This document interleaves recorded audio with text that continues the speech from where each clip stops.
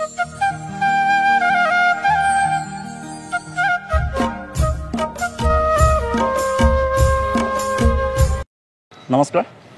সপনৰ আকাশৰ মজিয়ালৈ মই ভাস্কৰে আপোনালোক সকলোকে স্বাগতম জনাইছোঁ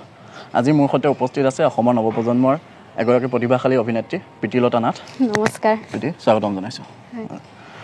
প্ৰীতি অভিনয়ৰ লগত জড়িত হৈ আছে আৰু ইতিমধ্যে বহুকেইখন অসমীয়া জনপ্ৰিয় ধাৰাবাহিকত তেওঁ অভিনয় কৰিছে আপোনালোকে দেখিছে চাগে আৰু বৰ্তমানে এখন নতুন ধাৰাবাহিকৰ সৈতে ব্যস্ত হৈ আছে কথা পাতিম তেওঁৰ লগত অভিনয় জীৱনৰ কথা পাতিম ক'ৰ পৰা কেনেকৈ আৰম্ভ কৰিলে আৰু বৰ্তমানৰ ব্যস্ততা কি গোটেইখিনি জানিবলৈ চেষ্টা কৰিম প্ৰীতি প্ৰথমতে অকণমান যিসকল দৰ্শকে নাজানে তেওঁলোকৰ কাৰণে অকণমান বায়'গ্ৰাফিটো জানি ল'ব বিচাৰিছোঁ জন্ম ক'ত হৈছিলে মোৰ ঘৰ এনে অৰিজিনেলি সৰভোগ বৰপেটা ফালৰ বৰপেটা হয় কিন্তু সৰুৰ পৰা মই গুৱাহাটীতে ডাঙৰ দীঘল হৈছোঁ গুৱাহাটীতে মাজতে আছিলোঁ বকত 5 মাহ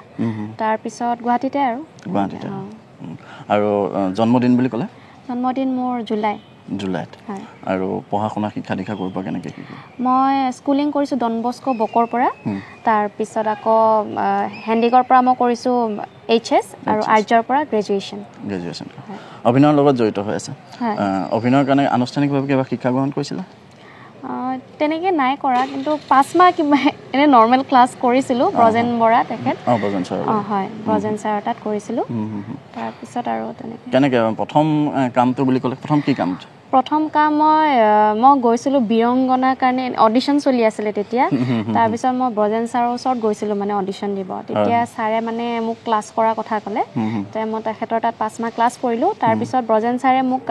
কাষ্ট কৰাই দিলে নাৰায়ণ শীল ডাইৰেক্টৰ নাৰায়ণ শীল তেখেতে এখন কৰি আছিলে এমুঠি আকাশ বুলি তাত মই সেইখন মোৰ ফাৰ্ষ্ট মেগা চিৰিয়েল হয় কিহত আছিলে এখন নহয় ফ'কাছ হাই-ফাই আচ্ছা তাৰ পিছৰ পৰ্যায়ত কেনেকৈ আৰু তাৰপিছত মই ৰেঙনিত গ'লোঁ ৰেঙনিত খেপু মামা এখন আছিলে খেপু মামা গুৰু ভাগিন তাত মই লালুকী চৰিত্ৰটো কৰিছিলোঁ তাৰপিছৰ পৰা ৰাজেশ ছাৰে মানে দি আছে আৰু মোক কৰি আছোঁ শেহতীয়াকৈ মৰমৰ ঘৰ হয় আছিলে আপোনাৰ চৰিত্ৰটো কি আছিলে সৰু কলিজা প্ৰণৱ দাই বৰ ধুনীয়াকৈ মাতে সেইটো ভাল লাগে কেনেকুৱা তাৰ অভিজ্ঞতা কিছু ভাল লাগিছে মানে কি মইতো এনেই ৰুমৰ পৰা মই শ্বুটিং কৰোঁ নৰ্মেলি এনে মই বাহিৰত থাকি কাম কৰা নাছিলোঁ নগাঁৱত হৈছিলে নগাঁৱত 5 মাহ আছিলোঁ নগাঁৱত তাত কাম কৰি মোৰ বিৰাট ভাল লাগিছে মানে কেম্প কৰি আছিলোঁ তো গোটেই মানুহখিনি একেলগে আছিলোঁ তো সেইটো এটা বেলেগ পৰিৱেশ আছিলে মানে মোৰ ভাল লাগিছে কাম কৰি আৰু এতিয়া বৰ্তমান কিহৰ লগত জড়িত এতিয়া মই ৰেঙনিতে এখন কৰি আছোঁ অৱতাৰ বুলি হয় মন্দিৰাবা ডাইৰেক্ট কৰি আছে আৰু হেৰি চৰিত্ৰটো কেনেকুৱা ধৰণৰ চৰিত্ৰটো মই এজনী গাঁৱৰ ছোৱালী হয় মই যিটো সুন্দৰপুৰ গেষ্ট হাউচত যিটো মানে ভাষা কৈছিলোঁ সেই ভাষাটোৱে কিন্তু অকণমান বেলেগ কেইটা মানে ইয়াত হেৰি নলবৰীয়া টাইপৰ তেনেকুৱা আৰু কিন্তু অকণমান বেলেগ আৰু অকণমান হেৰিটো আচ্ছা এখন কেতিয়া মানে দৰ্শকে দেখিবলৈ এইটো অহা বছৰ জানুৱাৰী মানৰ পৰা পাব চাগে অহা বছৰ জানুৱাৰী এতিয়া আৰু কি কামৰ লগত জড়িত হয় মানে কিবা গানৰ মিউজিক ভিডিঅ' গান মই এনেতো গান গাওঁ নৰ্মেলি কিন্তু মাহঁতেতো মোক সৰুতে গায়িকা হ'ম বুলি ভাবিছিল কিন্তু মোৰ ইণ্টাৰেষ্টটো মানে এক্টিঙৰ ক্ষেত্ৰত আৰু তাৰপিছত লকডাউনৰ সময়ত মানে কি হ'ল মই ঘৰত বহি থাকিলোঁ তেতিয়া ভাইটি মানে মিউজিক কৰে মোৰ মিউজিক ডাইৰেক্টৰ হয় তো তাক ক'লোঁ যে মোক যেনেকৈ হ'লেও গান গোৱা তাক মানে দম দি পেলাই মই দুটামান কভাৰ চং গাইছোঁ কভাৰ চং গাই পেলাই মই এনেই জাষ্ট ফূৰ্তি আৰু গাই এতিয়া মানে মোৰ আকৌ গানৰ প্ৰতি মানে ইণ্টাৰেষ্টটো আহিছে আৰু লাহে লাহে ভৱিষ্যত পৰিকল্পনা বুলি যদি মই কওঁ কেনেকৈ কি ভাবি আছে ভৱিষ্যত পৰিকল্পনা অকল অভিনয়ৰ লগতে জড়িত হৈ থাকিম বুলি ভাবিছা নে বেলেগ আৰু কিবা বেলেগ কামো তেনেকৈ কৰিম বুলি ভাবিছা অভিনয় মানে কি হ'ল মাজতে মই স্কুল এখনতো কৰিছিলোঁ কিন্তু মই তেতিয়া ফিল কৰিছোঁ মানে যে মই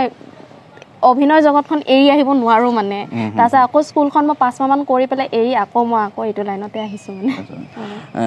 এনে শুনিব পোৱা মতে আমি শুনি থাকোঁ বহুতৰ ক্ষেত্ৰত হয়ো কেতিয়াবা ঘটে তেনেকুৱা ঘটনাৰ কথা শুনি যোৱা যে